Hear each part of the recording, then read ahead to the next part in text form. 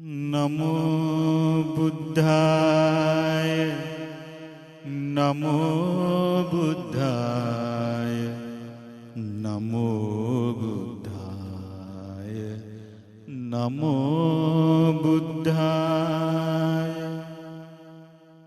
नमो बुद्धाय नमो बुद्धाय नमो बुद्धाय नमो बुद्धाय साधु साधु साधु नमो तस् भगवतो अरहतो सम्मा संबुद्धस्स नमो तस् भगवतो अरहतो सम्मा संबुद्धस्स नमो तस् भगवतो अरहतो सम्मा संबुद्धस्स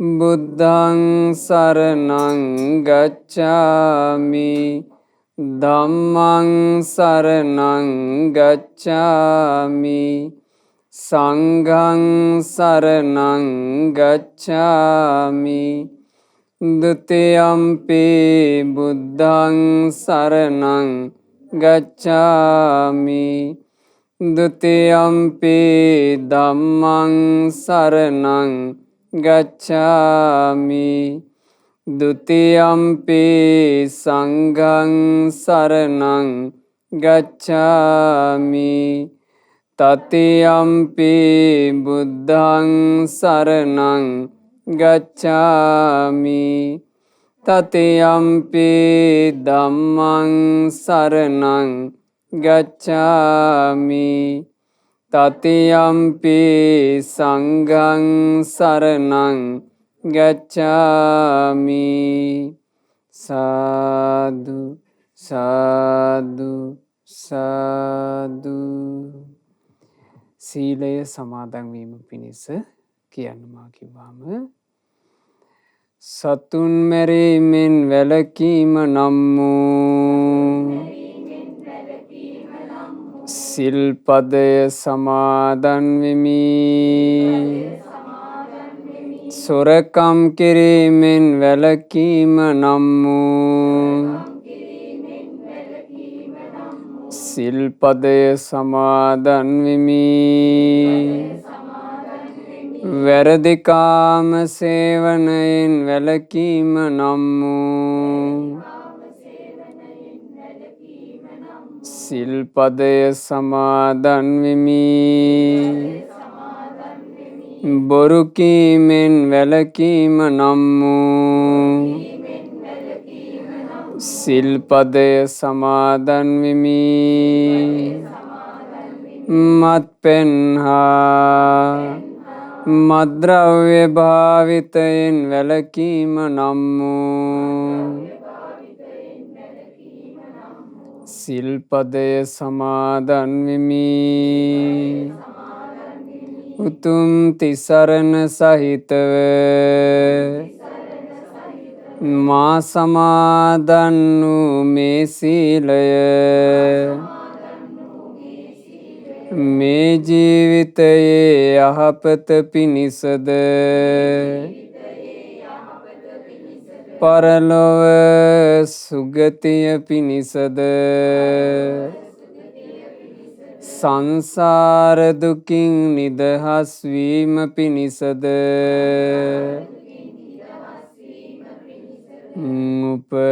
උපකාර වේවා.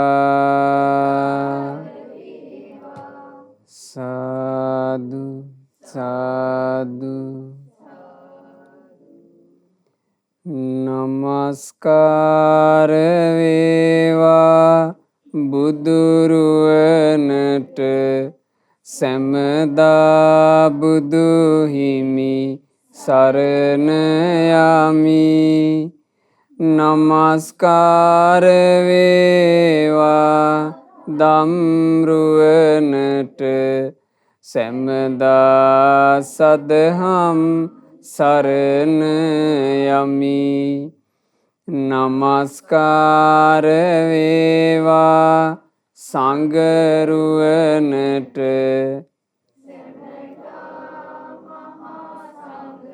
සරණ යමි. නමස්කාර වේවා තුනුරුවනට සැමදාති සරණ සරණ යමි. සාදු සාදු සාදු. අප හැම දෙනාගේ කල්යාණ මිත්‍ර ගුරුදේවෝත්තම පරම පූජනීය පින්වත් ලොකු ස්වාමීන් වහන්සේට අපගේ ගෞරවාදර වන්දනාව වේවා. ගුරුදේවයන් වහන්සේ නිදුක්ව නිරෝගව දීර්ඝායුෂ සම්පත්තියම ලබත්වා. සාදු සාදු සාදු. සදහවත් වාසනාවන්ත පින්වතුනි, අද මේ උතුම් වූ සද්ධර්ම දේශනාව වෙනුවෙන් දායකත්වයන් දරනු ලබන්නේ දෙල්මෑල්ල පාර ඈගල්ඔය බුලත් සිංහල යන ලිපිනේ පදිංචි පින්වත් යූ.ඩී. සුමනාවතී මහත්මිය ඇතුළු මේ පවුලේ පින්වත් සෑම සියලු දෙනා ඒක රාශි වෙලා අද පින්වතුන්ලා මේ මැදිරියටම සහ සම්බන්ධ වෙලා තමන්ගේ උතුම් ධර්ම දානමය පින්කම මේ විදිහට සිද්ධ කරන්නේ. විශේෂයෙන් මීට වසර 2කට ඉහතදී මිය පරලෝ යන්න යෙදිච්චි පින්වත් එම්.ඩී. පියදාස පියාණන් ඇතුළු තමන්ගේ නමින් මිය ගියා වූ ඥාති සමූහයාට පින් අනුමෝදන් කරන්න බලාපොරොත්තු වෙනවා. පින්වතුනි, අපි කොයි කාගේ ජීවිත ගත්තාම අපි හැමෝම වගේ කැමති හොඳ දේවල් වලට. සාමාන්‍ය ජීවිතය ගත කරද්දී අපි හැමෝම හොයන්නේ, පතන්නේ, ඊළඟට ඉල්ලන්නේ හොඳ දේවල් නෙවෙයිද? හොඳ දේ, ඉස්තරන් දේ. අපි බඩුවක් ගන්න ගියත් කඩේකට ඉස්තරම් එකක් බලනවා. එළවලුවක් තෝරන්න ගියත් හොඳම ටික තෝරනවා. ඇඳුමක් ගන්න ගියත් අපි සෑහෙන්න වෙලා අරගෙන හරි හොඳම එක කියලා තෝරනවානේ. හොඳ මේවා හොයනවා. හොඳ මේවා පතනවා.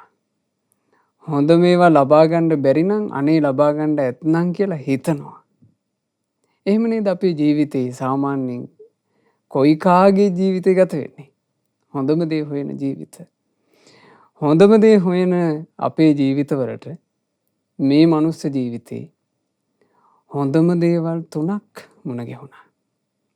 ඒ තමයි මේ ලෝකේ යම්තාක් සත්වයෝ ඇද්ද ඒ සියලු සත්වයන් අතර හොඳම උතුම්ම ශ්‍රේෂ්ඨම මනුස්ස රත්නය අපිට සරණ යන්න ලැබුණා. අපිට බුද්ධ රත්නේ මුණ ගැහුණා. ඊළඟට මේ ලෝකේ යන්තාක් ධර්මයන් නැද්ද? ඒ ධර්මයන් අතර හොඳම ධර්මය, සත්‍යම ධර්මය, බුදුරජාන් වහන්සේගේ ශ්‍රී සත් ධර්මයේ ධර්ම රත්නේ අපිට මුණ ගැහුණා. ඊළඟට බුදුරජාන් වහන්සේගේ ශ්‍රාවක පිරිස, මේ ලෝකේ යන්තාක් පිරිස ඇද්ද? ඒ පිරිස අතරේ හොඳම පිරිස, අග්‍රම පිරිස අපට සංඝං සරණං ගච්ඡාමි කියලා සරණ යන්න ලැබුණා සංඝ රත්නේ. මේ තෙරුවන මුණ ගැහිච්ච නිසා, එතකොට තෙරුවන් කියලා කියන්නේ ඉස්තරම්ම. ඉස්තරම්ම තෙරුවන මුණ ගැහිච්ච නිසා ජීවිතේ ඉස්තරම්ම දේවල් අඳුනගන්න අවස්ථාවක් අපිට තියෙනවා. මොකද මේ ලෝකේ දෙවිවරුවත් දැනගෙන හිටියේ නෑ හරියට ඉස්තරම් මොකක්ද කියලා. බ්‍රහ්මයෝ දැනගෙන හිටියෙත් නෑ හරියටම ඉස්තරම් දෙය මොකක්ද කියලා. දෙවියන් බඹුන් දන්නේ නැත්නම් කොහේ මිනිස්සුયો දැනගන්නද? දෙව් බඹුනුත් බුදුරජාන් වහන්සේ ළඟට ඇවිල්ලා තමයි ওই කාරණා ඇහුවේ. පින්වතුන්ලා අහලත් ඇති. බුදුරජාන් වහන්සේ සම්මුඛයේ එක් අවස්ථාවක දෙවි කෙනෙක් ඇහුවා හොඳම දේවල් 4ක් ගැන. බුදුරජාන් වහන්සේගෙන් ඒ දෙවිය අහනවා, කිංසු යාව ජරා සාදු, ස්වාමීනි නාකි වෙනකල් ජීවිතයට සම්බන්ධ කරගන්න හොඳ මොකක්ද? මේ ජීවිතේ කොහොමද නාකි වෙනවනේ. නාකි වෙලා වැහැරිලා යන ජීවිතේ මොකක් සම්බන්ධ කරගෙන ඉන්න එකද හොඳ? එහෙම ඇහුවා. ඊළඟට බුදුරජාණන් වහන්සේගෙන් ඇහුවා කිංසු සාදු පතිට්ඨිතා. ස්වාමීනි ජීවිතේ පදනම කරගන්න හොඳම දේ මොකක්ද? පදනම කියලා කිව්වේ පින්වතුනි අපි තීරණ ගන්න පිහිටන්න ඕනේ කොතනද? එක එකනා එක එක තැන්වල පිහිටනවා. අපි පිහිටන්න හොඳ කොතනද? එහෙම ඇහුවා. ඊළඟට බුදුරජාණන් වහන්සේගෙන් ඇහුවා කිංසු නරාණං රතනං. මේ මිනිසයාට තියෙන වස්තු අතරේ හොඳම වස්තුව මොකක්ද? අවසානට ඇහුවා කිංසු චෝරේහි දූහරං. හොරුන්ට ගන්න බැරි හොඳම දේ මොකක්ද? ඔන්න බුදුරජාණන් වහන්සේගෙන් අහපු ප්‍රශ්න ටික. භාග්‍යවතුන් වහන්සේ ඔකට උත්තර දුන්නා. ඍජු පිළිතුරු. ඇයි බුදුරජාණන් වහන්සේ ඍජු පිළිතුරු දෙන්නේ පින්වතුනි? බුදුරජාණන් වහන්සේ තමයි මේ සියලු සත්ත්ව වර්ගය අතරේ ඉස්තරම්ම මනුස්ස රත්නය. බුදුරජාණන් වහන්සේට වඩා කෙනෙක් මේ ලෝකේ තවත් ඇත්තේ නැහැ. බුදුරජාණන් වහන්සේ තමයි තුන් ලෝකාග්‍ර. ඒ භාග්‍යතුන් වහන්සේ වදාලා සීලං යාව ජරා සාදු. මිනිසෙකුගේ ජීවිතේ උත්පල වෙලා බැරි ගැහිලා නාකි වෙනකන් එයා ජීවිතයට සම්බන්ධ කරගන්න හොඳම දේ තමයි සීලය. ඒ තමයි අපේ ජීවිතේ තියෙන හොඳම දේ. මිනිස්සු වයසට එනකන් එක එක ඒවා කරනවා බලන්න. ඇතැම් මිනිස්සු වයසට යනකල් බිස්නස් කරනවා. ඇතැම් මිනිස්සු වයසට යනකල් නොයෙකුත් දුරාචාර කරනවා. ඇතැම් මිනිස්සු වයසට යනකල් දේශපාලනය කරනවා. එක එක දේවල්. ඒ දේවල් අතරේ හොඳම දේ සීලය පුරුදු කරගන්න එක. ඊළඟට බුදුරජාණන් වහන්සේ දේශනා කළා සද්ධා සාදු පතිට්ඨිතා. ජීවිතේ පදනම විදිහට පිහිටලා තීරණ ගන්න හොඳම දේ තමයි කිව්වා ශ්‍රද්ධාව. බුදුරජාණන් වහන්සේගේ වචනේ අදහා ගැනීම. බුදුරජාණන් වහන්සේ යමක් වදාලා නම් ඒක එහෙම්ම තමයි කියන තැන ඉඳීම. ඒක තමයි අපේ ජීවිතේට හොඳම. අපේ ජීවිතේට වරදින්නේ ශ්‍රද්ධාව තිබ්බොත්. ඇතැම්මෝ නැකත මත පිහිටනවා. ඇතැම්මෝ කේන්දරය මත පිහිටනවා. ඇතැම්මෝ වෙන වෙන නිමිති මත පිහිටනවා. එක එක ඒවා මත පිහිටලා ඉන්න අය අතරේ අපි කොතනද පිහිටන්න ඕනේ? ශ්‍රද්ධාව මත. ඒ තමයි හොඳම. ඊළඟට බුදුරජාණන් වහන්සේ වදාලා හොරුන්ට ගන්න බැරි හොඳම දේ. ඒ මොකද්ද? පුඤ්ඤං චෝරේහි දූහරං. තමන් රැස් කරන පින කිසි හොරෙකුට අරගන්න බෑ. ඒක තමන්ගේ දේ. ඔබ පිනක් රැස් කරනවා නම් ඔබ රැස් කරන පින වෙන කිසි කෙනෙකුට අරගන්න පුළුවන් කමක් නැහැ. අද පින්වතුන්ලා කරගන්න පින ධර්ම දානමේ පින. සබ්බ දානං ධම්ම දානං ජිනාති. මේ ලෝකේ යම්තාක් දාන තියනවාද ඒ සියලු දානයෝ පරද්දනවා ධර්ම දානේ. ඒ හේතුව මොකද්ද? අනෙක් සියලු දානයන් ධර්ම දානේ මත පවතිනවා. මේ ලෝකේ මිනිස්සු දන් දෙන්නේ බණපදයක් අහලා. මේ ලෝකේ මිනිස්සු ගුණයක් දියුණු කරන්නේ බණපදයක් අහලා. තව මිනිස්සුෙකුට උදව්වක් කරන්නේ බණපදයක් අහලා. ඒ නිසා මේ ලෝකේ සියලු දානයන්ට වඩා ඉහළින්ම තියෙන්නේ ධර්ම දානය. ඒ ධර්ම දානය අද පින්වතුන්ලා දෙන්න වාසනාවන්ත වුණා. පින්වතුන්ලා සතුටු වෙන්න ගොඩාක් මේ ධර්ම දානය කියලා කියන එක බුදුරජාණන් වහන්සේ වර්ණනා කළා එක වචනකින්. අමෘත දාන.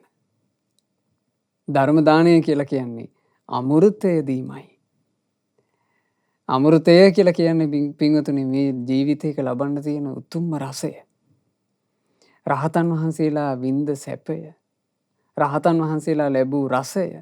ඒ තමයි අමෘත රසය. ඒ අමෘත රසය පවා දුන්නා වෙනවා ධර්ම දානය දුන්නොත් එහෙම. අද පින්වතුන්ලා ධර්ම දානයෙන් පින රැස් කරනවා. මේ පිනට කියනවා හොරුන්ට ගන්න බැරි හොඳම දේ. ඊළඟට බුදුරජාණන් වහන්සේ දේශනා කළා මිනිස්සෙකුට තමන් සන්තකේ තියෙන වස්තු අතරේ හොඳම ඉස්තරම්ම වස්තුව මොකද්ද? පඤ්ඤා නරාණං රතනං. ප්‍රඥාව තමයි කිව්වා ඉස්තරම් එක. හොඳම දේ. අපේ ජීවිතවල අපේ යහපත උදෙසා තියෙන යන්තාක් වස්තු තියෙනවද පින්වතුනි? ඕව අතරේ කෝකද ගොඩාක්ම හොඳ? ප්‍රඥාව. ප්‍රඥාව අපේ ළඟ තියෙනවා නම් අනෙක් සම්පත් නැහැ කියලා අපි දුප්පත් නැහැ. ප්‍රඥාව අපේ ළඟ නැත්තම් අනෙක් මොන සම්පත් තිබුණත් අපේ දුප්පත්කම වහන්න විදිහක් නැහැ. එනිසා ප්‍රඥාව තමයි හොඳම වස්තුව. මං අද මේ බණපදයෙන් කියලා දෙන්නේ මූලිකව ඒ ප්‍රඥාව කියන හොඳම වස්තුව ගැන. ප්‍රඥාව තිබුණොත් එහෙම ප්‍රඥාවෙන් මේ ජීවිතේ දකින්න පුළුවන් විදිහ හරි විස්මයජනකයි. අපේ ශාස්ත්‍රූන් වහන්සේ අපි සරණ ගියපු අපගේ බුදුරජාණන් වහන්සේ රම්ම්‍ය සුරම්ම්‍ය සුභ කියන ඉතා මනෝරම්ම්‍ය මාලිගාවලනේ හැදි වැටුනේ බෝධිසත්වයෝ කාලේ. ඒ බෝධිසත්වයෝ කාලේ දුක මේක කියලා උන්වහන්සේ දන්නේ. මොකද සුද්ධෝදන මහරජුරු දුක කියන එක වහලා තිබ්බ හංගලා. කොච්චර හැංගිල්ලක් හැංගුවද කියන්නේ දෙවිවරුනේ දුක පෙන්වෙන්නේ. සතර පෙරනිමිති පෙන්වන්න දෙවිවරුන්ට ඉස්සරහට එන්න පුළුවන් මේ සිද්ධ වුණා. වෙන කිසිම පිළිවෙලක් තිබ්බේ නැහැ කුමාරයාට දුක දකින්න. අවසානයේ දෙවියන්ගේ උදව්වෙන් ඕන්න දැක්ක මහල්ලෙක්. දෙවියන්ගේ උදව්වෙන් දැක්ක හොඳටම ලෙඩ වෙලා ඔත්පල පිච්ච කෙනෙක්. දෙවියන්ගේ උදව්වෙන් දැක්ක මෙන්න මලකඳක් උස්සගෙන යනවා. දැක්ක ගමන් තේරුම් ගත්තා. දැක්ක ගමන් මොකක්දෝ දෙයක් අවදි වුණා. මොකක්දෝ දෙයක් නැගිට්ටා. දැන් පින්වතුනි අපි දකින්නේ නැද්ද වයසට ගියපු අය ඕන තරම්? අපි දකින්නේ නැද්ද ඕන තරම් ලෙඩ්ඩු? මේ පින්වතුන්ලා ගිහිල්ලා නැද්ද මේ පින්වතුන්ලාගේ ජීවිත කාලේ සාමාන්‍යයෙන් මෙච්චරයි කියලා කියන්න බැරි තරම් මලගෙවල් වලට අපිට මේ තුනම මුණ ගැහෙනවා. හැබැයි අපේ ශාස්ත්‍රුන් වහන්සේ බෝධිසත්වයෝ කාලේ එකම එක මලමිනියක් දැකලා අවදි වෙච්ච අවදිවිල්ල අපිට එන්නේ නෑනේ. ඒ නොඑන්න හේතුව මොකද්ද? ආන්න ඒක තමයි ප්‍රඥාව. ප්‍රඥාවේ තියෙන දුර්වලතාවය. අපි සරණ ගියපු අපේ ශාස්ත්‍රුන් වහන්සේට තිබුණු මහා ප්‍රඥාව නිසා එක වයසට ගියපු මිනිස්සෙක් දැකීම ප්‍රමාණවත් වුණා. එක ලෙඩෙක් දැකීම ප්‍රමාණවත් වුණා. එක මලකඳක් දැකීම ප්‍රමාණවත් වුණා. උන්වහන්සේ ජීවිතය සම්බන්ධයෙන් හිතා ගන්නවත් බැරි දෙයක් ඒ කාරණා තුන ඔස්සේ දැකලා ඉවරයි. ඉතින් අවසානයේ රම්ම්‍ය සුරම්ම්‍ය සුභ කියන මාලිගා අත්හැරියා. ඊළඟට තමන් වහන්සේ සන්තකේ තිබුණු යන්තාක් ධනයද අත්හැරියා. තමන්ට හිටපු ආදරණීය ඥාතියෝ අත්හැරියා. තමන්ට තිබුණ රාජ්‍ය උරුමේ අත්හැරියා. කෙල පිටක් අත්හැරලා දාලා යනවා වගේ මේ ටික අත්හැරලා දාලා අබිනිෂ්ක්‍රමණය කළානේ. ඕන් ඔය අබිනිෂ්ක්‍රමණය ගැන දවසක් භික්ෂුන් වහන්සේලා කතා වෙවි ඉඳලා තියෙනවා. හරි පුදුමයි. ඒ පින්වතුනි ඔක පොළොල්ව කල්පනා කළොත් පුදුම නැන්ද? පුදුම සහගතයි. ඒක අපි අපේ තුලින් දැක්කොත් එහෙම අපේ බෝධිසත්වය අත්හැරපු අත්හැරිල්ල හරි පුදුම සහගතයි. මොකද සමහරවිට අපි කොයිතරම් පොඩි දේවල් වලට මේ හිත වලින් බැඳිලා ඉන්නවදනේ? පින්වතුන් අපි කවුරුත් පුංචි දේවල් වලට සමහරට හිතින් බැඳිලා. අපිට පුංචි දෙයක් අත්හැර ගන්න බෑ. එහෙම දකිනකොට තමයි බෝධිසත්වයන් වහන්සේගේ මහා අත්හැරිල්ල පේන්නේ. බෝධිසත්වයන් වහන්සේගේ අත්හැරීම ගැන අර භික්ෂුන් වහන්සේලා ධම්සභා මණ්ඩපේ එකතු වෙලා දැන් කතා වෙවි ඉන්නවා. ආශ්මතුනි බලන්නකෝ මේ විස්මය මෙහෙමත් අත්හැරීමක් කියලා කතා වෙවි හිටියා. ඔය මොහොතේ භාග්‍යතුන් වහන්සේ මෙතෙන් වඩිනවා. බුදුරජාණන් වහන්සේ වැඩම කරද්දී භික්ෂුන් වහන්සේලා නිහඬ වුණා. බුදුරජාණන් වහන්සේ ඇහුවා මහණෙනි තථාගතයන් වහන්සේ වැඩම කරන්න කලින් ඔබ මොන වගේ කතාවකින්ද පසු වුනේ? කිව්වා ස්වාමීනි භාග්‍යතුන් වහන්සේ අපි හරි පුදුමයටපත් වෙලා ඉන්නේ. බුදුරජාණන් වහන්සේගේ අබිනිෂ්ක්‍රමණය ගිහි ජීවිතයේ අත්හැරපු එක කපිලවස්තුවේ රජකුමාරයා වෙලත් රාජධානියට තිබුණු ඇල්ම එක මොහොතකින් අත්හැරපු එක. අච්චර රන් පිළිමයක් වගේ බිසවුන් වහන්සේ නම එක මොහොතින් අත්හැරපු එක. අපිට ස්වාමීනි මේවා තමයි හිතා ගන්න බැරුව අපි කතා වෙවි හිටියේ. එතකොට බුදුරජාණන් වහන්සේ වදාලා මහණෙනි ශාස්ත්‍රුන් වහන්සේ ඔබගේ ශාස්ත්‍රුන් වහන්සේ මේ ජීවිතේ පූරිත පාරමී බල ඇතුව ලැබූ ජීවිතයක්. පාරමී ධර්මයන් සම්පූර්ණ වෙච්ච ජීවිතයක්. මේ ජීවිතය අත්හැරීම කියන එක මහණෙනි ගොඩාක් පුදුම වෙන දෙයක් නෙවෙයි. හැබැයි මහා බෝධිසත්වයන් වහන්සේ අතීත සංසාර ගමනේ එනකොට බෝධිසත්වයෝ අවදියේම හිතාගන්න බැරි විදිහට අත්හැරියා කිව්වා. ඒ ගැන බුදුරජාණන් වහන්සේ දේශනා කළා මහණෙනි මීට පෙර ආත්මික 300 යොදුනක් විශාල වූ කාසී රටේ රාජ්‍ය අත්හැරලා පැවිදි බව පතාගෙන අබිනිෂ්ක්‍රමණය කළානේ කිව්වා. මීට පෙර බෝධිසත්වයෝ කාලේ. එතකොට අර භික්ෂුන් වහන්සේලාට ඒ පුවත අහන්න ඕන කියලා බලවත් හිතක් ඇති වුණා. ඉතින් බොහොම ගෞරවයෙන් වන්දනා කරලා ඉල්ලා හිටියා ස්වාමීනි භාග්‍යතුන් වහන්සේ අපිට මේ ඈත අතීතයේ අත්හැරපු අත්හැරීම ඒ ශාස්ත්‍රෝන් වහන්සේගේ තිබුණු පුදුම සහගත අත්හැරීම ගැන කියා දෙනසේක්වා අපි ආසයි ඒක දැනගන්න. ඉතින් ඒ වෙලාවේ බුදුරජාන් වහන්සේ වදාලා බොහොම ලස්සන ජාතක පුවතක්. මේ ජාතක කතාවේ විස්මය ජනක හෙළිදරව්වක් තියෙන්නේ. ඉතින් මං හිතනවා පින්වතුන්ලට අද මේ අහන බණපදේ පින්වතුන්ලගේ ජීවිත කාලෙම හිතන්න දෙයක් බවට පත් වෙයි. අපේ බෝධිසත්වයෝ ඈත අතීතයේ බරණැස්පුරේ බ්‍රහ්මදත්ත රජුරෝ රාජ්‍ය කරන කාලේ පුරෝහිත බ්‍රාහ්මණයාගේ අගමෙහෙසියගේ කුසේ පිළිසඳ ගත්තා. බරණැස් රජුරවන්ට උපදෙස් දෙන පුරෝහිතගේ පුතා විදිහට බෝධිසත්වය උපන්නා. ඔය අද කාලේ වගේ නෙමෙයි පින්වතුනි ඒ කාලේ කුල පරම්පරා තිබිලා තියෙනවා. පුරෝහිත කුල. එතකොට පුරෝහිතගේ පුතාත් කවුද? පුරෝහිතමයි. එතකොට පුරෝහිතගේ කුලේ තමයි දැන් මේ බෝධිසත්වය උපන්නේ. ඒ නිසා චූටි කාලේ ඉඳලාම කියනවා ඒ පුතාට පුරෝහිත පුත්‍රයා. හරියටම පුරෝහිත පුත්‍රයා උපදින දවසේම බරණැස් රජුරුවන්ගේ අගමෙහෙසියටත් දරුවෙක් උපන්නා. දෙන්නම එක දවසේ. බරණැස් රජුරුවන්ගේ අගමෙහෙසියට උපන්න පුත්‍රයා කවුද? රජකුමාරයා. අර කුමාරයා පුරෝහිත කුමාරයා. රජකුමාරයයි පුරෝහිත කුමාරයයි දෙන්න චූටි කාලේ ඉඳලාම ගජ මිත්‍රයෝ බවට පත් වුණා. දැන් දෙන්නම එක දවසේ උපන්නේ, දෙන්නගේම උපන් දිනේ එක දවසේ. දෙන්න වැඩෙන්නේ එකට. දෙන්න ගජ මිත්‍රයෝ. රජකුමාරයාගේ නම බ්‍රහ්මදත්ත. පුරෝහිත කුමාරයාගේ නම සුසීම. දෙන්න චූටි කාලේ ඉඳලා හැදිලා අවුරුදු 16 වගේ වයස වෙනකොට තක්ෂශිලාවට ගියා සිල් පහදාරන්න. සාමාන්‍යයෙන් ඒ කාලේ තිබිලා තියෙන පිළිවෙල ඒක.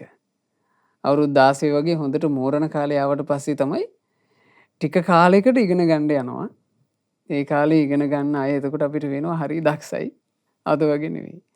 දැන් අද නම් චූටි කාලේ ඉඳලා ඉගෙනගෙනත් සමහරවිට ඉස්කෝලෙන් අස් වෙනකොටත් මෝඩ නැද්ද? ඒ කාලේ අවුරුදු 3න් 4න් තමන්ගේ සියලු ශිල්පය හදාරනවා. බ්‍රහ්මදත්ත කියන රජකුමාරයයි පුරෝහිත කුමාරයයි දෙන්න එකට ඉගෙන ගත්තා. එකට ඉගෙන ගන්නකොට ඇතිවෙච්ච හිතවත්කමත් එක්ක දවසක් බ්‍රහ්මදත්ත කුමාරයා කිව්වා මෙහෙම මිත්‍රයා අනිවාර්යෙන් මගේ තාත්තගෙන් පස්සේ මමනේ රජ වෙන්නේ. මං රජ වෙච්චි ගමන් ඔබ තමයි පුරෝහිත කිව්වා.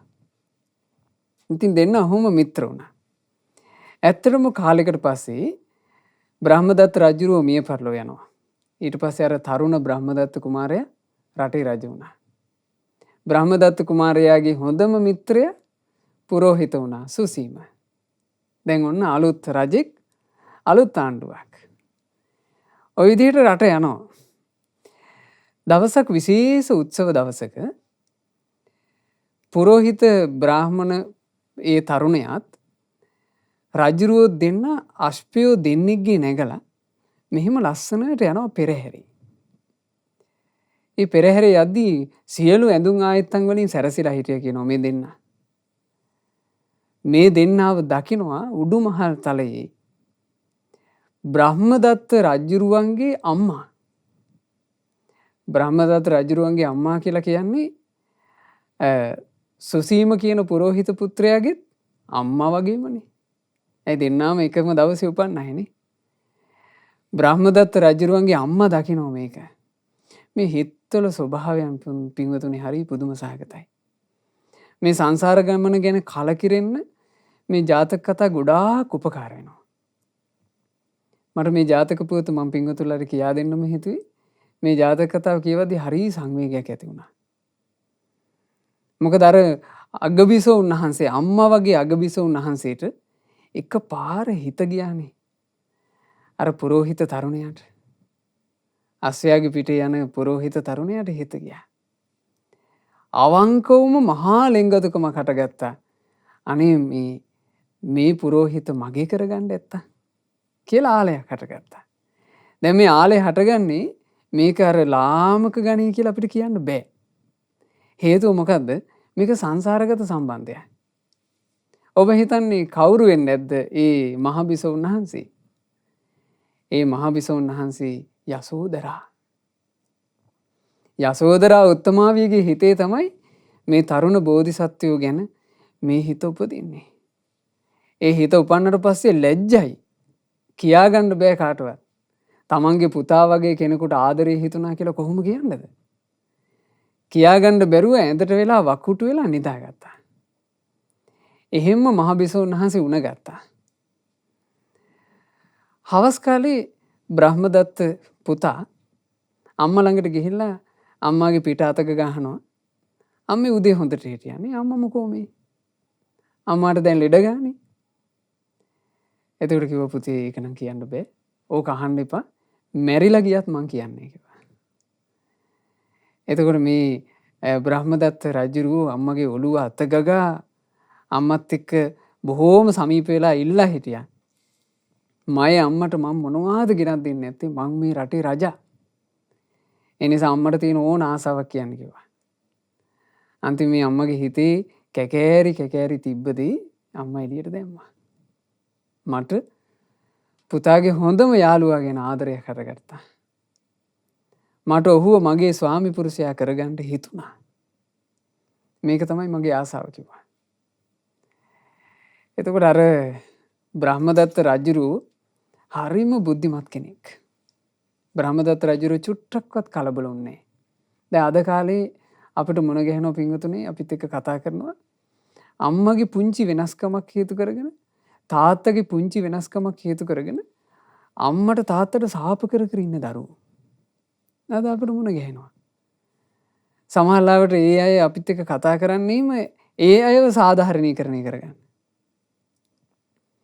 ඒ අය ලොකු මහත් වෙනකොට අම්මයි තාත්තයි දෙන්න ඩිවෝස් වෙලා දෙන්න දෙතැනක. මෙයා තනියම සමහර ලාවට ආච්චි අම්මා ළඟට වගේ තමයි හැදෙන්නේ. මෙයා දෙමව්පියන්ට සාප කරනවා. ඒකුන් මං ලොකු වෙන්නක් කලින් මාව දාලා ගියා කියලා. බුද්ධිමත් නේ. පුළුල්ව කල්පනා කරන්න පුළුවන් හැකියාවක් නේ.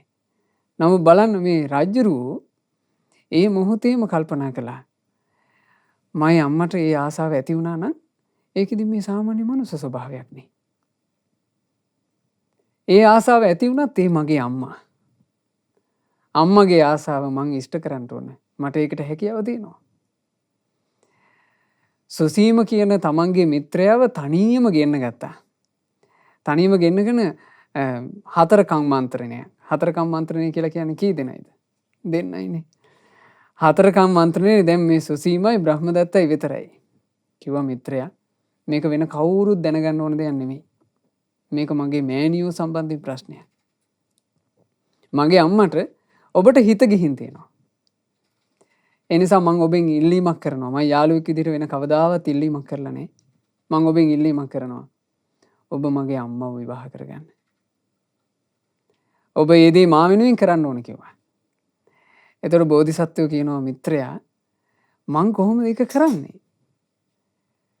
ඔබේ මව් කියලා කියන්නේ මේ රාජධානියේ මහබිසෝන් වහන්සේ. ඉතින් එතකොට මේ සම්බන්ධය කොහොමද පෑහෙන්නේ කියලා ඇහුවා. එතකොට බ්‍රහ්මදත්ත කියනවා නෑ මිත්‍රයා මං ඒකට කටයුතු ඔක්කොම සංවිධානය කරලා ඉවරයි. මං මගේ රජකම අතහරිනවා. මගේ ඔටුන්න මං ඔබට පලඳනවා. එතකොට ඔබ රජු ඔබේ අගබිසව තමයි මගේ අම්මා.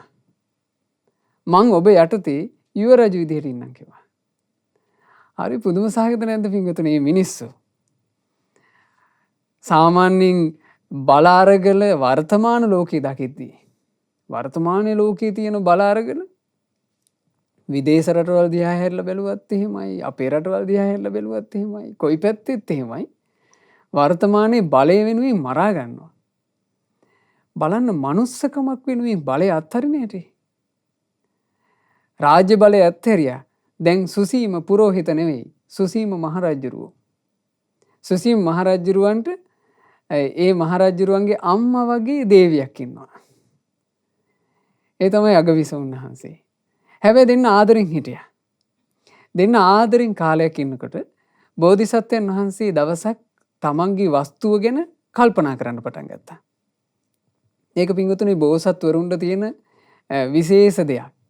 බෝසත්වරු වස්තුව ගැන කල්පනා කරන විදිහ ඔය ජාතක ධර්මයන්ගේම තියෙනවා මෙහෙම.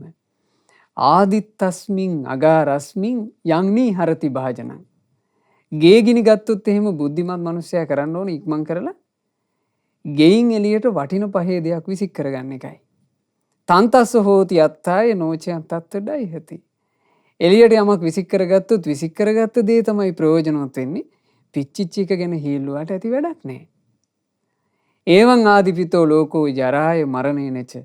ඒ වගේ මේ මනුස්ස ජීවිතය කියලා කියන්නේ ජරා මරණ කරා යන එක නිහරේතේව දානේන. එනිසා මේවා අත්හැරීම තමයි හොඳ. දන් දීමමයි හොඳ. ඔන්න ඔය හිත උපදිනවා බෝසත්වරුන්ට. සාමාන්‍යයෙන් අපිට ඔය හිත උපදින්නේ බුදු කෙනෙක් බණ කියලා නෙනේ. නමුත් බෝසත්වරුන්ට ස්වභාවයෙන්ම ඔය හිත උපදිනවා. මේ බෝධිසත්වයන් වහන්සේට ඔය හිත උපන්නා. ඔය හිතුවිල්ලත් එක්ක දැන් අර කලින් වගේ කාමයට කැමති නෑ. දැන් අග්‍ර මහේසිකාවත් එක්ක එක යහනේ සැතපෙන්න යන්නේ. අග්‍ර මහේසිකාවත් එක්ක වෙනදා වගේ කතා බහ කර කර ඉන්නේ. වෙනදා වගේ ප්‍රේම ආලිංගන නෑ. එතකොට අර අග්‍ර මහේසිකාවට හරි දුකක් හිතුණා. ඇයි ඇයි ආදරය කරන කෙනානේ. ඇයට දුක හිතිලා ඇය කල්පනා කළා මෙහෙම. මේ රජුරුව ඔය ආඩම්බරකමට තමයි මේ මගේ ළඟට එන්නේ නැත්තේ. ආඩම්බර වෙන්න හේතුව මොකද්ද? තරුණයානේ. මං වයසක කාන්තාවනේ. මං වයසක නිසා තමුන් තරුණ නිසා එයා ආඩම්බර වෙලා. හොඳයි මං එයාට හේතු ගන්නන්නම්කෝ එයාත් නාකි වෙනවා කියලා. ඔන්න අග්‍ර මහේසිකාවට චුට්ට කේන්ති ගියා. දැන් මේ කේන්තිය අර මේ ද්වේෂයත් එක්ක තියෙන කේන්තියක්ද? නෑ මේක ආදරෙත් එක්ක ආපු කේන්තිය. හිතට ආව කේන්තියක්. මං මෙයාත් වයසට යනවා කියලා උගන්වන්නම්කෝ. එහෙම හිතලා අග්‍ර මහේසිකාව කතා කරනවා පින්වතුනි. සුසීම මහරජුරවන්ට කතා කළා කියනවා රජතුමනි ඔබතුමාගේ කොණ්ඩේ පීරන්න අවසරද? රජුරෝ කිව්වා දේවී ඔයා කැමති විදිහකට කොණ්ඩේ පීරන්න. කමක් නෑ කිව්වා. අද කාලේ වගේ නෙවෙයි ඒ කාලේ රජවරුන්ට දිග කොණ්ඩ තිබුණා. ඒ දිග කොණ්ඩේ අග්‍ර මහේසිකාව පීරන්න පටන් ගත්තා. පීරන ගමන් අග්‍ර මහේසිකාව කරනවා චූටි හොර වැඩ. තමන්ගේ ඉදිච්චි කෙස් ගහක් හීන් සීරුවේ හංගගෙන හිටියා. හංගගෙන හිටපු කෙස් ගහ තමන්ගේ අතට අරගත්තා. අරගෙන එකපාර කෑ ගහලා කිව්වා අනේ රජතුමනි මේ බලන්ටකෝ. මේ මොකද්ද මේ වෙලා තියෙන්නේ? මේ කළු කෙස් අතරේ අයියෝ සුදු කෙස් ගහක්. මේ මොකද්ද ඔබතුමාට උනේ කිව්වා. එතකොට රජුරෝ මේ අග්‍ර මහේසිකාවට කියනවා දේවී මගේ කෙස් ගහක් ඉදිලාද? මගේ කෙස් ගහක් ඉදිලා නම් දේවී ඉක්මනට ඒක අඬුවෙන් ගලවලා මගේ අතේ තියන්න කිව්වා. එතකොට මේ බිසව හොඳ කෙස් ගහක් ගැලෙව්වා ටික හරි දෙන්න. ඒකලා අර ඉදිච්චි කෙස් ගහ දුන්නා. ඉදිච්චි කෙස් ගහ අල්ලට අරගන්නකොට රජුරුවන්ගේ සරුවාංගෙටම මුළු ශරීරෙටම පින්වතුනි දාඩිය දැම්මා. අන්න ඒකට තමයි කියන්නේ ප්‍රඥාව කියලා. අපේ කෙස් ගස් ඉදුණාම පින්වතුනි අපි හිතනවා මේක ආයෙ කළු කරගන්නේ කොහොමද කියලා. සාමාන්‍යයෙන් එහෙම නැද්ද? අපට උපදින හිත මේ ඉදිච්චි කෙස් ගහ කෙසේ කළු කරගන්නවද කියලා. නමුත් ඒ උත්තමයාට මේ කෙස් ගහ අතට ලැබෙනකොට මුළු සර්වාංගෙටම දාඩියක් දැම්මා. මං වයසට යනවා. මට ඉන්න තියෙන කාලේ නැතුව යනවා. මට යන්න කාලේ ලං වෙනවා. ඉදිච්ච එක කෙස් ගහකින් මේක දකින්නවා කියලා කියන්නේ මේක ප්‍රඥාවමයි. ප්‍රඥාව කියන දේ මිනිස්සෙක් ළඟ තියෙනවා නම් ඒ මිනිස්සයාට ජීවිතේ දිනන්න ඒ කියන්නේ කෙස් ගහකුත් ඇති. බලන්න බෝධිසත්වයෝ ඒ කෙස් ගහ අතට අරගෙන ඒ වෙලේම Tamanට අවවාද කරගත්තා. Tamanටම ශබ්ද නගලා කිව්වා මෙහෙම. සුසීමේනි නුඹේ හිසේ බඹර පැහැ ඇති කළු කෙස් ඉස්සර නම් හරි අගේට පිහිටා තිබුණා. ඒ කළු කෙස් අතරේ අද සුදු නර කෙස් පෑදී ඇත. ජීවිතයේ අනියත බව මතුවී පෙනුණා. කාම රතිය කෙරෙන් වෙන්න උත්තම බඹසර රකිමින් ධර්මයේම හැසිරියන්. දැන් ඒකට කාලයයි කියලා Tamanටම කිව්වා.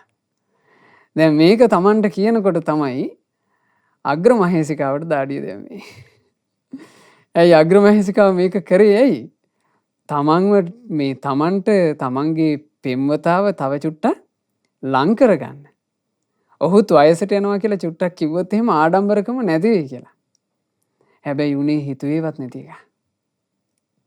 ඔහු දැන් ලැහැත්ති රජකම අත්හැරලා සම්පූර්ණයෙන්ම ධර්මයේ හැසිරීම පිණිස ඍෂිවරයෙක් වෙන්න. අග්‍රමහේසිකාව එතනම වැඳ වැටුණා.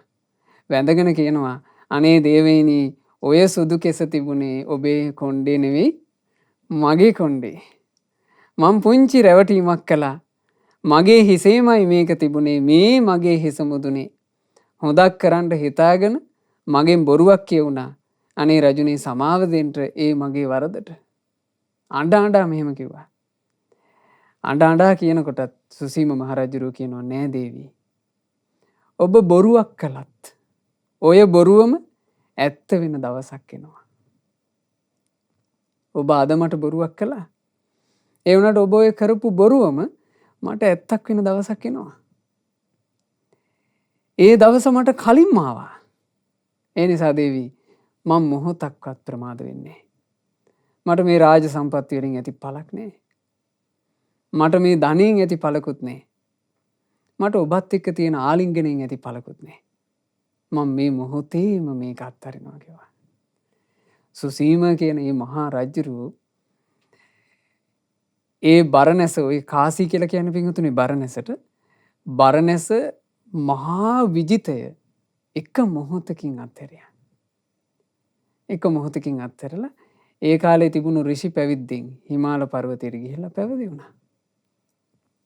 ප්‍රඥාව විසින් මිනිසයාව මෙහෙවනකොට ඒ මිනිසයාට ලැබෙන ලාභේ ප්‍රඥාව කියන එක මිනිසයාව මෙහෙවන්න නැත්තම් පින්වතුනි අපි නොහිතන විදිහට අපි මේ ජීවිතේ මහා බැඳීම් ගොඩක් හදාගන්නවා.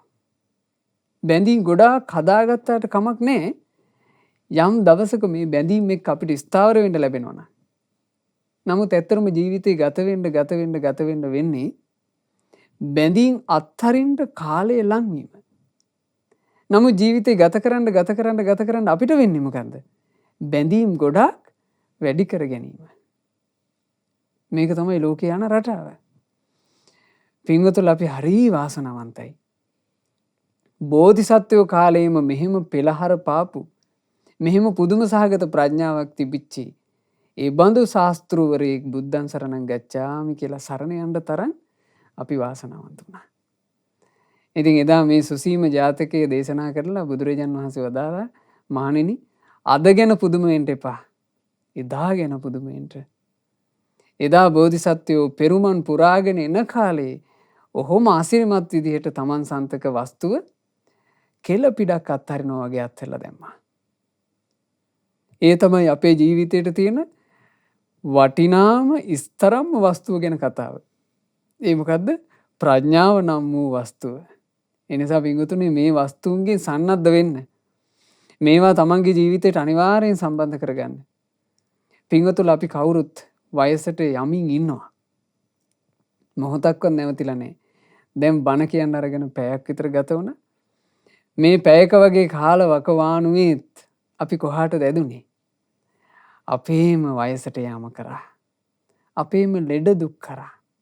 අපේම මරණය කරා. අපි එක එක්කෙනාගේ මරණයට ලං වුණා. කොච්චර ගොඩක් ලං වුණාද කියලා අපි දන්නේ. අපි අරගෙන ඇවිල්ලා තියෙන ආයුෂ ප්‍රමාණයට අනුව අපි එක එක්කෙනා ලං වෙලා අපේ මරණයට. මරණය කියන එක එන නිමේෂේ වෙද්දී පින්වතුන්ලා ළඟ ඉස්තරම්ම දේවල් ටික තියෙනවනේ. පින්වතුන්ලා ඉස්තරම්ම දේවල් වලින් යුක්ත මිනිස්සු විදිහට මේ ලෝකයේ ඇස්පියා ගනිමි. ඒ ඉස්තරම්ම දේ මොකද්ද? වයසට යනකල්ම හොඳට සීලවන්ත වෙන්න. සිල් සමාදන් වෙන්න. පෝයවල් වලට වරද්දන්නේ නැතුව සිල් සමාදන් වෙන්න. පුළුවන් නම් 4 පෝයට සිල් අරගන්න උත්සාහවත් වෙන්න තමන්ගේ වැඩ කටයුතු සමබර කරගෙන. ඊළඟට පින්වතුන්ලා උත්සාහවත් වෙන්න හොඳට ධර්ම ඉගෙන ගන්න. ධර්ම ඉගෙන ගැනීම තුළින්මයි පින්වතුනේ ශ්‍රද්ධාව උපදින්නේ, ශ්‍රද්ධාව වැඩෙන්නේ. ඒ නිසා හොඳට ධර්ම ඉගෙන ගන්න. අද මේ පින්වතුන්ලා සිද්ධ කරන ධර්ම දානමේම පින්වතුන්ලාට කිසි බාධාවකින් තොරව ධර්ම ඉගෙන ගන්න, ධර්මයේ හැසිරෙන්න උදව් වෙයි. ඒ නිසා හොඳට ධර්ම ඉගෙන ගන්න. ඊළඟට තමන්ගේ ජීවිතේ කාටවත් පැහැර ගන්න බැරි අර මහා වස්තුව, ඉස්තරම්ම ධනය. ඒ මොකද්ද? පින නම් වූ ධනය ඔබ තව තව රැස් කරගන්න. පින කියන එක ඔබ රැස් කරගත්තොත් ඒ පින කියන එක ගැන භාග්‍යතුන් වහන්සේ වදාළේ මෙන්න මේ වගේ කියනවා. චිරප්ප වාසින් පුරිසං දූරතෝ සොත්ති මාගතං. දුර රටක හිටපු මිනිස්සෙක් එහි සේවා කටයුතු ඉවර කරලා ආයේ තමන්ගේ රටට එනවා. තමන්ගේ රටට එනවා කියලා ආරංචි වෙච්චි ගමන් තමන්ගේ යාළුවෝ, මිත්‍රයෝ, හිතවතුන් එයාව පිළිගන්න සැරසෙනවා. දැන් අපේ කවුරු හරි පිට රටක ගිහිල්ලා ඒ ඥාතියා එනවා කියලා කෝල් එකක් දුන්නොත් එහෙම අපි ලැහැත්තින්නේ නැද්ද? අපි සූදානම් වෙනවනේ. ආන් ඒ වගේ ඔය ක්‍රමෙමයි කියනවා මේ මනුස්ස ජීවිතය අහිමි වීම. තතේව කත පුඤ්ඤම්පි යස්මා ලෝකා පරංගතං. ඒ වගේමයි කෙනෙක් පින් කරගෙන මේ මනුස්ස ලෝකේ අත්හැරලා පරලොවට යාම. සාමාන්‍යයෙන් වෙන රටක ඉඳලා අපේ මව් රටට එනකොට නම් අපි යන්නේ පින්වතුනි දන්න කියන අය ඉන්න තැනකට. මෙලොවින් පරලොවට යන ගමන එහෙමද? මෙලොවින් පරලොවට යන ගමන අපි දන්න කියන ඔක්කොම දාලා යන ගමනන්නේ. අපි මහන්සියලා එකතු කරගත්ත ධනය, අපේ වස්තුව, අපේ දේපල, අපේ දරුවෝ, අපේ ඥාතීන් අපි මේ ටික ඔක්කොම තියලානේ යන්නේ. එතකොට මොකක්ද අපිට තියෙන රැකවරණේ? මේ ඔක්කොම ටික මෙහි දාලා යනකොට බුදුරජාන් වහන්සේ වදාලා පින් කරගෙන තිබුණොත් පුඤ්ඤානි පතිගන්හන්තු පියං ඥාතීව ආගතං. පින තමයි කියනවා එන්නේ ප්‍රියමනාප ඥාතියා වගේ තමන්ව පිළිගන්න. එනිසා හොඳට පින රැස් කරගන්න. බුදුරජාන් වහන්සේ ওই ගාථාව වදාළේ ඒ කාලේ හිටපු එක උපාසක මහත්තයෙක් අරඹයා. ඒ උපාසකතුමාගේ නම නන්දිය. මේ නන්දිය කියන උපාසකතුමා බුද්ධ ප්‍රමුඛ මහා සංඝරත්නයට විහාරයක් කරන්න කැමති වුණා.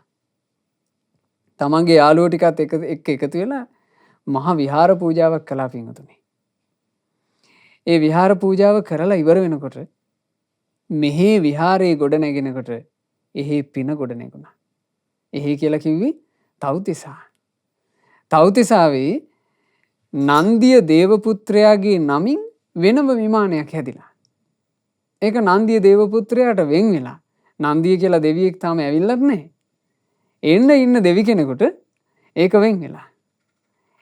ඒ දෙවියාට උපස්ථාන කරන්න සේවක කාරකාදීන් ඒක ඇතුලේ පහළ වෙලා. මුගලන් මහරහතන් වහන්සේ ওই කාලේ දිව්‍ය ලෝකේ වැඩම කරනවා. වැඩම කරද්දී මේ අලුත් දිව්‍ය ලෝකේ එහෙම නැත්නම් අලුත් දිව්‍ය විමානේ දැක්කා. දැකලා මුගලන් මහරහතන් වහන්සේ ළඟට යනකොට විමානයේ ඇතුලේ ඉඳලා ලස්සන දිව්‍ය අප්සරාවියෝ ටිකක් මුගලන් මහරහතන් වහන්සේ ළඟට ආවා. ඇවිල්ලා මුගලන් මහරහතන් වහන්සේට වැඳලා මහරහතන් වහන්සේගෙන් කියනවා ස්වාමීනි ඔබ වහන්සේ මනුස්ස ලෝකේ ඉඳලා නේද කිව්වා. එතකොට මුගලන් මහරහතන් වහන්සේ කියනවා මේලා කවුද මගෙන් එහෙම අහන්න? කිව්වා නේ ස්වාමීනි අපි මේ විමානයේ ඉන්න සේවිකාවෝ ටික. මේලා සේවිකාවෝ නම් මේ විමානේ කාගේද? කිව්වා නේ ස්වාමීනි ඔබ වහන්සේ ළඟට මේ ආවේ ඒ නිසා. ස්වාමීනි මේ විමානයේ අයිතිකාරයා තාම ඉන්නේ මනුස්ස ලෝකේ. එයාගේ නම ස්වාමීනී නන්දිය. ඒ නන්දිය බුද්ධ ප්‍රමුඛ මහා සංඝරත්නයට විහාර පූජාවක් කරපු දවසේ එයාට පහළ වෙච්ච විමානෙමේ. ස්වාමීනි අපි දැන් සෑහෙන කාලයක් මේකට වෙලා බලාගෙන ඉන්නවා. නන්දිය දේවපුත්‍රයා එනතෙක්.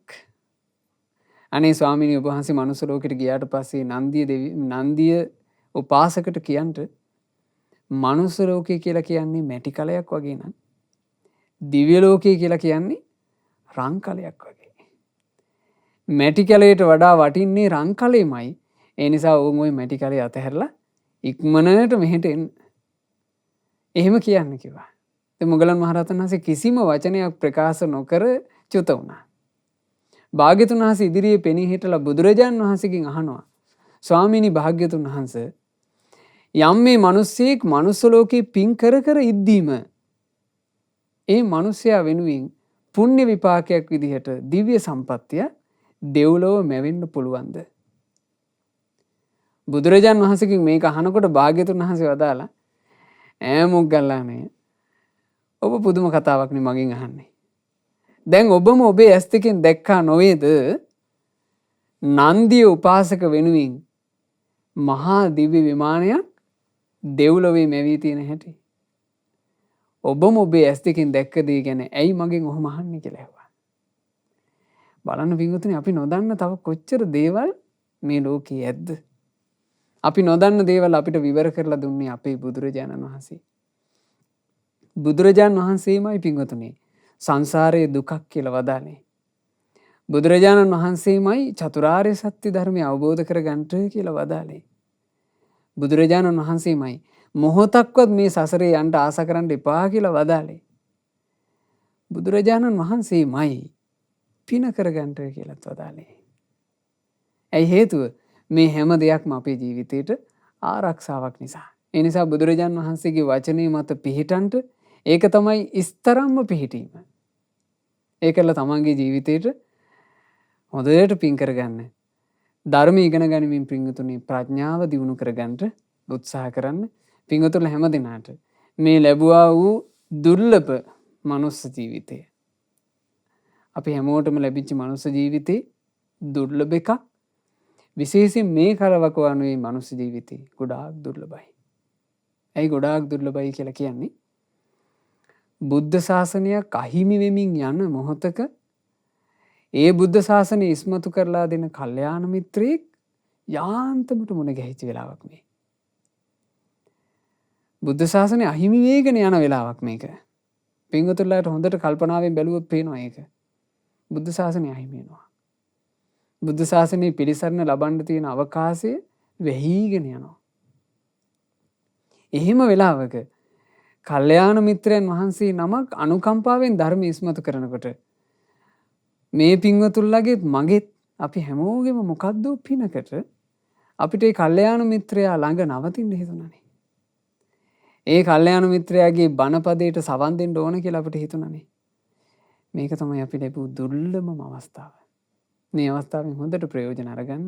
ප්‍රයෝජන අරගෙන තමන්ගේ ජීවිතයට ඉස්තරම්ම දේවල් වන හොඳම දේවල් වන සීලය, ශ්‍රද්ධාව, පින් කිරීම සහ ප්‍රඥාව කියන මේ උතුම් ගුණ ඇති කරගන්න උත්සාහවත් වෙන්න. අපිට මේ ගෞතම සාසනය තුළ පිහිට පිරිසරණ රැකවරණය සලසා ගන්නට වාසනාව ලැබේවා. සාදු සාදු සාදු. රැස් කළ උදාරතර පුණ්‍ය ධර්මයෝ සියලු දෙවියෝ සාදරයෙන් අනුමෝදන් වෙත්වා.